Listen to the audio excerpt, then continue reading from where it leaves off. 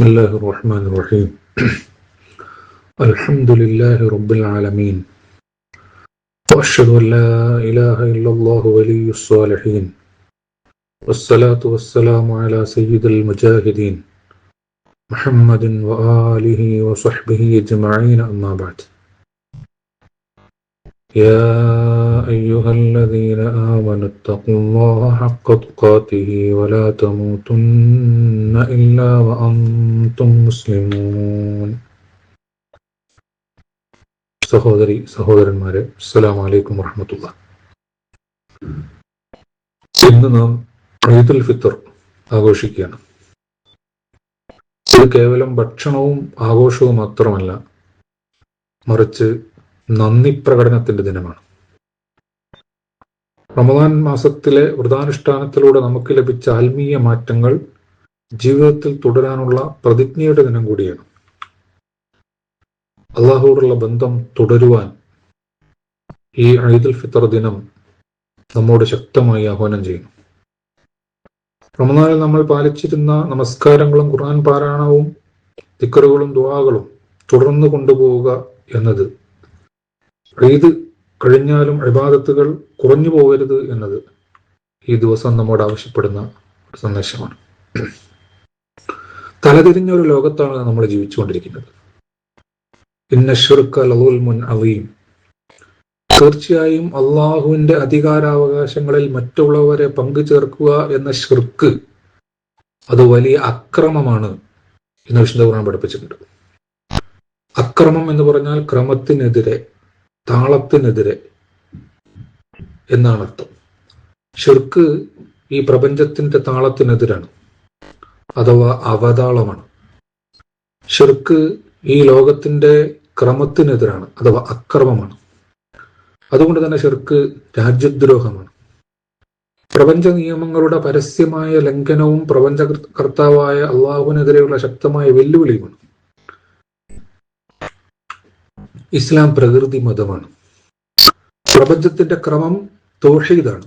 ഏകനായ അള്ളാഹുവെ, സൃഷ്ടാവായ അള്ളാഹുവെ അംഗീകരിച്ചുകൊണ്ട് ആ സൃഷ്ടാവിന്റെ വ്യവസ്ഥകൾ പാലിച്ചുകൊണ്ട് ജീവിക്കുക എന്നതാണ് പ്രകൃതിയുടെ ക്രമം. അഫഗൈറ ദീനില്ലാഹി യബ്ഗൂൻ വലഹു അസ്ലമ മൻ ഫിസ് സമാവാതി വൽ അർളി തൗഅൻ വകർഹൻ വഇലൈഹി യുർജഊൻ എന്ന് അല്ലാഹു സുബ്ഹാനഹു വ തആല സൂറത്ത് ആൽ ഇംറാനിൽ 83-ാമത്തെ ആയത്തിലൂടെ പറഞ്ഞിട്ടുള്ള ഈ കാര്യമാണ്. ഈ പ്രപഞ്ചത്തിലെ ചേതനവും അചേതനവുമായ സകല വസ്തുക്കളും സ്വമേധയാലോ നിർബന്ധിതാവസ്ഥയിലോ അള്ളാഹുവിന് സമ്പൂർണമായി കീഴ്പ്പെട്ടിരിക്കെ അതല്ലാത്ത മറ്റൊരു ജീവിതക്രമമാണോ നിങ്ങൾ ആഗ്രഹിക്കുന്നത് എന്ന് ഖുർആനിലൂടെ അള്ളാഹു ചോദിക്കുന്നുണ്ട്.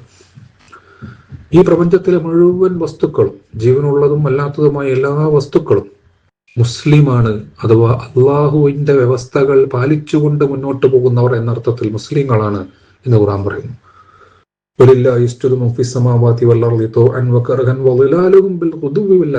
സൂറത്തുർ റഅദിലെ 15-ാമത്തെ ആയത്ത്. ഈ പ്രപഞ്ചത്തിലെ, ആകാശങ്ങളിലെ, ഭൂമിയിലുള്ള സകല വസ്തുക്കളും നിർബന്ധിതാവസ്ഥയിലോ സമേതയാലോ അള്ളാഹുവിന് സുജൂദ് ചെയ്യുന്നവരാണ്. സകല വസ്തുക്കളുടെയും നിഴലുകൾ പ്രഭാതത്തിലും പ്രദോഷത്തിലും അള്ളാഹുവെ നമിച്ചുകൊണ്ടിരിക്കുന്നു എന്നുകൂടി വിഷ്ണു ഖുർആൻ പറയും. പ്രപഞ്ചം തൗഹീദ് നിരച്ച് ഒഴുകുമ്പോൾ ആ ഒഴുക്കിനെതിരെ സഞ്ചരിക്കുന്ന പ്രകൃതി വിരുദ്ധ ജീവിതം നിർവഹിക്കുന്ന മനുഷ്യനാണ്. ഇന്നൽ ഇൻസാന ലിറബ്ബിഹി ലകനൂദ്. തീർച്ചയായും മനുഷ്യൻ അള്ളാഹുവിനോട് അങ്ങേയറ്റം നന്ദികേട് കാണിക്കുന്നവനാണ്. അഥവാ പ്രകൃതി മുഴുവൻ, പ്രപഞ്ചം മുഴുവൻ, ചരാചരങ്ങളകിലും സൃഷ്ടികർത്താവായ അള്ളാഹുവിനെ അനുസരിച്ചുകൊണ്ട് പ്രപഞ്ചത്തിന്റെ താളത്തിനൊത്ത് ജീവിക്കുമ്പോൾ അതിനെതിരെ അവതാളം സൃഷ്ടിച്ച് അക്രമമായി ജീവിക്കുന്നവൻ മനുഷ്യനാണ് എന്നാണ് ഖുർആൻ പഠിപ്പിക്കുന്നത്. വിശ്വാസരംഗത്തെ ഒരു ഒഴുക്ക് ഈ ലോകത്ത് നിലനിൽക്കുന്നുണ്ട്. പരമ്പരാഗതമായ ഒഴുക്ക്. അത് നിരീശ്വരത്വമാണ്, ത്രിയേകത്വമാണ്, ബഹുദൈവത്വമാണ്. ഈ ഒഴുക്കിനെതിരെയുള്ള നീന്തലാണ് ഏകദൈവത്വം അഥവാ തൗഹീദ് എന്ന് പറയുന്നത്. കുടുംബ ദാമ്പത്യ ജീവിത രംഗത്ത് ഇപ്പോൾ ഭൂമിയിൽ നിലനിൽക്കുന്ന ഒരു ഒഴുക്ക് എന്ന് പറയുന്നത്, സിസ്റ്റം എന്ന് പറയുന്നത്, ഒന്ന് വിവാഹമേ വേണ്ട എന്ന് പറയുന്ന സന്യാസവും, മറിച്ച് വിവാഹം വേണ്ടതില്ല, ആരെ വേണമെങ്കിൽ എപ്പോൾ വേണമെങ്കിൽ ആസ്വദിക്കാം എന്ന് പറയുന്ന വ്യഭിചാര സങ്കല്പവുമാണ്. അതിനെതിരെയുള്ള നീന്തലാണ് ഗൃഹസ്ഥ ജീവിതം. നിക്കാഹിലൂടെ മാത്രം ഗൃഹസ്ഥ ജീവിതം നയിക്കുക, വൈവാഹിക ജീവിതം നയിക്കുക, കുടുംബജീവിതം നയിക്കുക എന്ന് പറയുന്ന ഇസ്ലാമിക അധ്യാപനം എന്ന് പറയുന്നത്. സാമൂഹ്യ രംഗത്ത് നിലനിൽക്കുന്ന ഇപ്പോഴത്തെ ഒഴുക്കെന്ന് പറയുന്നത് ഒന്നുകിൽ തീവ്രത അല്ലെങ്കിൽ ജീർണത. തീവ്രതക്കും ജീർണതക്കും മധ്യമ നിലപാട് സ്വീകരിക്കാനാണ് ഖുർആൻ നമ്മോട് ആവശ്യപ്പെടുന്നത്. സാമ്പത്തിക രംഗത്ത് നിലനിൽക്കുന്ന സിസ്റ്റം എന്ന് പറയുന്നത് ഒരു ഭാഗത്ത് പിശുക്ക്, ആവശ്യക്കാരന് പോലും കൈവശമുണ്ടായാലും കൊടുക്കാതിരിക്കുന്ന പിശുക്ക്, മറുഭാഗത്ത് അങ്ങേയറ്റ ചൂഷണവും പലിശയും, പാവപ്പെട്ടവനെ വരെ ചൂഷണം ചെയ്ത് മുതലാളി വീണ്ടും വീണ്ടും പണം ഉണ്ടാക്കുന്ന ചൂഷണാവസ്ഥ. ഇവിടെ വിശുദ്ധ ഖുർആൻ പരിചയപ്പെടുന്നത് ഉള്ളവനില്ലാത്തവന് കടം കൊടുക്കുക, അല്ലെങ്കിൽ ദാനം ചെയ്യുക, അല്ലെങ്കിൽ സക്കാത്ത് കൊടുക്കുക എന്ന് പറയുന്ന കാര്യമാണ് ഇസ്ലാം പഠിപ്പിക്കുന്നത്. സാമൂഹിക ജീവിതത്തിൽ ഒഴുക്കെന്ന് പറയുന്നത് മനുഷ്യവിരുദ്ധ മതങ്ങളും ദൈവവിരുദ്ധ ദർശനങ്ങളുമാണ്. ഈ മനുഷ്യവിരുദ്ധ മതങ്ങളും ദൈവവിരുദ്ധ ദർശനങ്ങളും ഇടയിൽ മനുഷ്യ കേന്ദ്രീകൃത ദൈവിക വ്യവസ്ഥയായിട്ടാണ് ഇസ്ലാമിനെ സ്വയം പരിചയപ്പെടുന്നത്. ലോകത്ത് നിലനിൽക്കുന്ന പ്രത്യയശാസ്ത്രങ്ങളുടെ ഒരു ഒഴുക്കെന്ന് പറയുന്നത് ഒരു ഭാഗത്ത് കമ്മ്യൂണിസം ആണെങ്കിൽ മറുഭാഗത്ത് മുതലാളിത്തമാണ്. അതിനിടയിലാണ് ഇസ്ലാം ഒരു പ്രത്യയശാസ്ത്രം എന്ന നിലയിൽ സമൂഹത്തിന്റെ മുമ്പാകെ എഴുന്നേറ്റ് നിൽക്കുന്നത്. ആഗോളതലത്തിൽ ഇന്ന് അസമാധാനവും അരക്ഷിതാവസ്ഥയും യുദ്ധവും നിലനിൽക്കുകയാണ്. അവിടെയാണ് വിശുദ്ധ ഖുർആൻ ഇസ്ലാം, കഅബ, സമാധാനം, സുരക്ഷ എന്നിവ ഉൾക്കൊള്ളുന്ന ഖുർആൻ നമ്മുടെ മുമ്പാകെ ഈ ഒഴുക്കിനെതിരെയുള്ള നീന്തൽ എന്ന സങ്കല്പം പഠിപ്പിക്കുന്നത്. ഇന്ന് ലോകം എന്ന് പറയുന്നത് സ്വർഗ കവാടങ്ങൾ കുട്ടിയടക്കുകയും നരക കവാടം മലർക്കെ തുറന്നിടുകയും സത്യപ്രബോധകന്മാരെ ചങ്ങലക്കിടുകയും തുറങ്കിലടക്കുകയും ചെയ്യുന്ന ഒരു ലോകത്ത് സ്വർഗ കവാടങ്ങൾ തുറക്കപ്പെടുന്ന, നരക കവാടങ്ങൾ അടക്കപ്പെടുന്ന മനുഷ്യവിരുദ്ധ പൈശാചിക പ്രത്യയശാസ്ത്രങ്ങളെ ചങ്ങലക്കിടുന്ന ഒരു സങ്കല്പമാണ് ഇസ്ലാം അവതരിപ്പിക്കുന്നത്. ചുരുക്കി പറഞ്ഞാൽ റമദാൻ ഒഴുക്കിനെതിരെ നീന്താൻ പഠിപ്പിച്ച മാസമായിരുന്നു.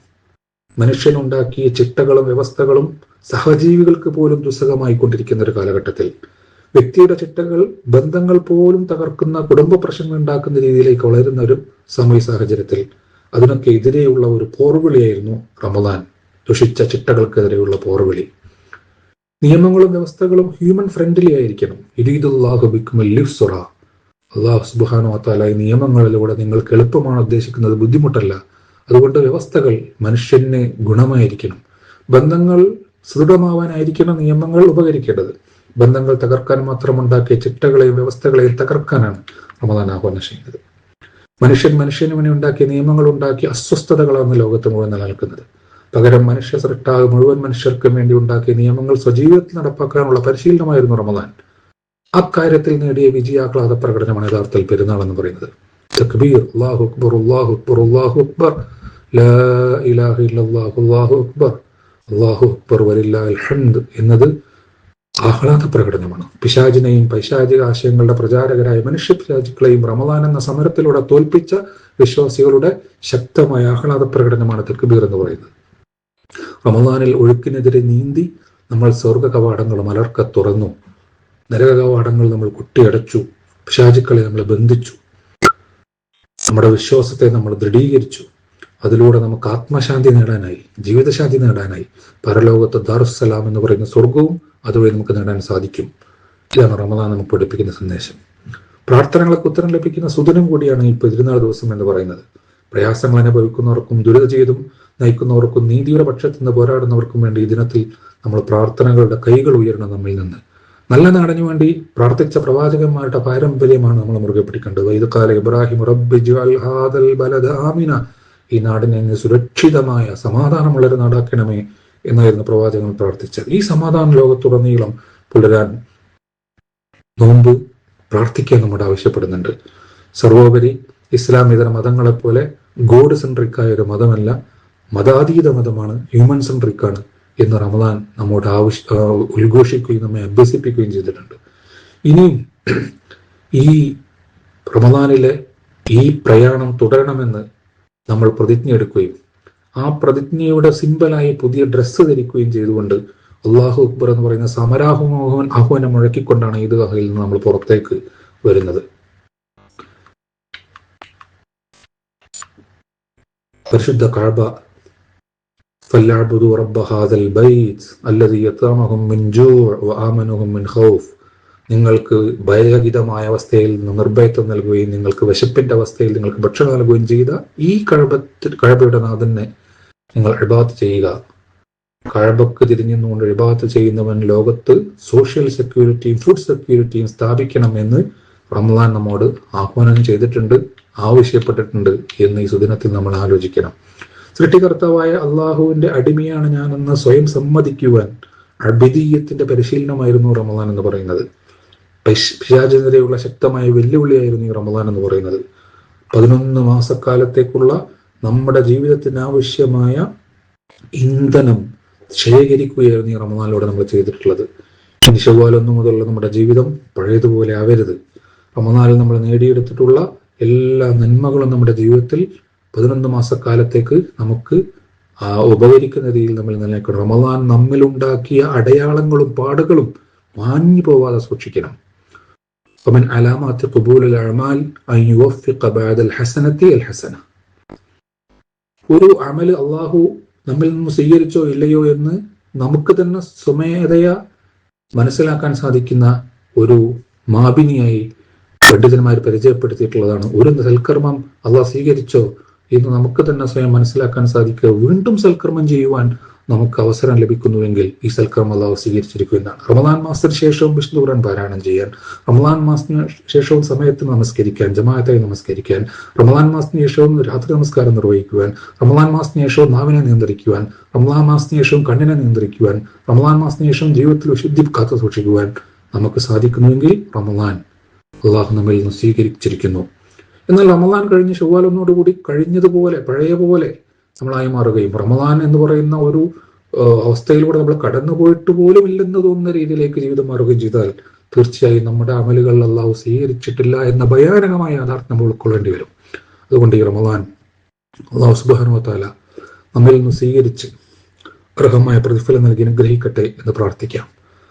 ലോകത്ത് ഉരുണ്ടുകൂടിയിരിക്കുന്ന യുദ്ധത്തിന്റെ കാർമയങ്ങൾ അള്ളാഹു സുബ്ഹാനഹു വ തആല എത്രയും പെട്ടെന്ന് ഇല്ലായ്മ ചെയ്യുകയും ശാന്തിയും സമാധാനവും പുലരുന്ന അവസ്ഥ ഉണ്ടാക്കി തീർക്കുകയും ചെയ്യുമാറാവട്ടെ. ഇസ്ലാമിക സമൂഹത്തെ അല്ലാഹു സുബ്ഹാനഹു വ തആല സംരക്ഷിക്കുമാറാവട്ടെ. ഇസ്ലാമിന്റെ ശത്രുക്കളെ തിരിച്ചറിയുവാനും അവരോടുള്ള ബന്ധങ്ങൾ പുനഃപരിശോധിക്കുവാനും ഇസ്ലാമിക സാഹോദര്യ ചിന്തയിലേക്ക് തിരിച്ചു വരാനും ഇസ്ലാമിക ലോകത്തിന് അല്ലാഹു സുബ്ഹാനഹു വ തആല പ്രത്യേകമായ തിരിച്ചറിവ് നൽകി അനുഗ്രഹിക്കുമാറാവട്ടെ.